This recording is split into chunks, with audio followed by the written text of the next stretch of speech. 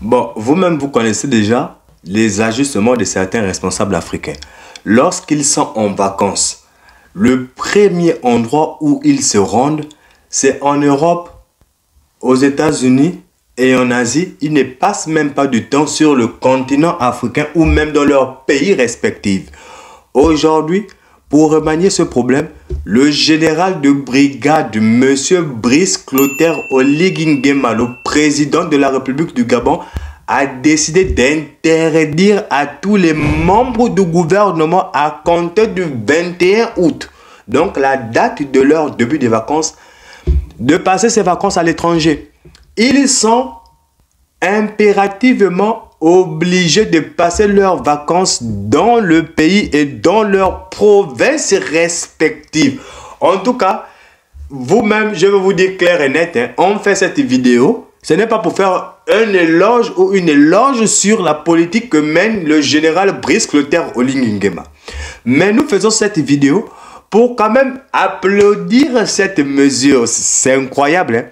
C'est incroyable parce que tous nos responsables africains, quand ils ont directement les vacances, ils se rendent en Europe. La première des choses, aller faire du tourisme à Paris, à Londres, à Rome, à Berlin et partout. C'est la chose première qu'ils savaient faire.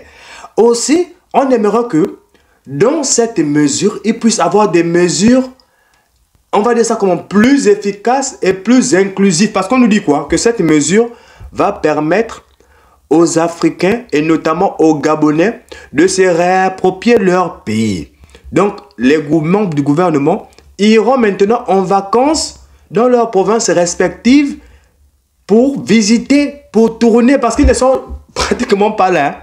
Ils ne sont pratiquement pas là. Et je vous dis, à la fin de la vidéo, vous allez savoir pourquoi cette mesure a été aussi mise en place. Bon. Interdire les voyages aux membres du gouvernement, c'est bon. Mais il ne faut pas que ça devienne comme une dictature. Cette mesure, c'est pour faire en sorte que eux-mêmes, les membres du gouvernement, puissent donner un exemple à la population. Mais on aimerait que ça puisse aller loin. Aussi, on aimerait que les membres du gouvernement puissent être interdits de se soigner aussi à l'étranger.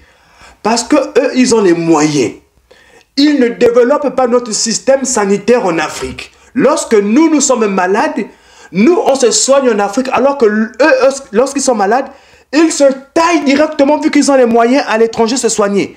Alors que c'est eux qui sont aux responsabilités, c'est eux qui ne développent pas nos systèmes sanitaires, donc ils nous laissent dans la merde.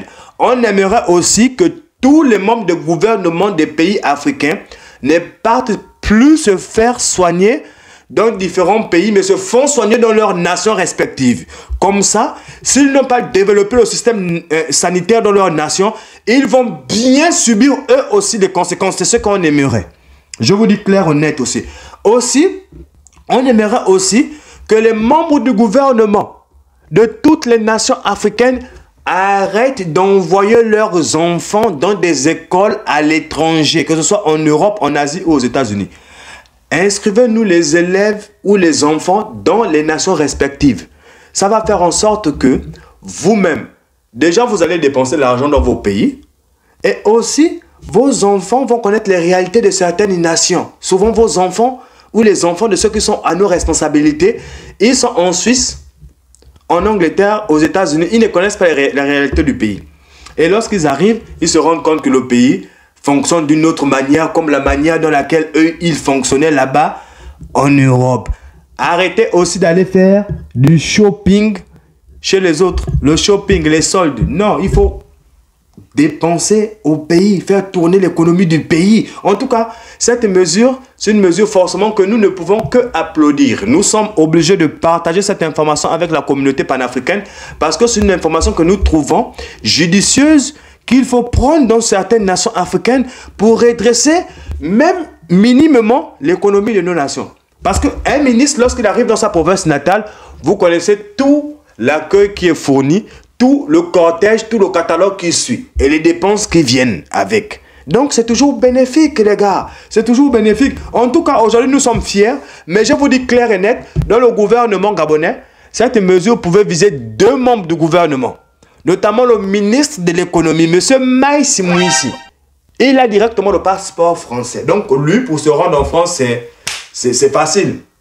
C'est facile. Et Madame Laurence Ndong, porte-parole du gouvernement, elle-même aussi, elle vivait en France. Donc, c'est facile pour elle de se rendre en France. Revoir ses amis, ses collègues et ses connaissances. On a bloqué les gars. Travaillez d'abord. Si vous êtes en vacances, prenez les vacances au pays. Reposez-vous bien. Ressourcez-vous au pays. Et vous allez démarrer de la plus meilleure des manières. Lorsque vous prenez les vacances à l'extérieur et que vous rentrez au pays après, vous êtes déphasé. Totalement déphasé. En tout cas, c'est sur cette mesure qu'on va s'arrêter. On se dit ciao, ciao pour un prochain programme. C'était Big L sur HCOR TV.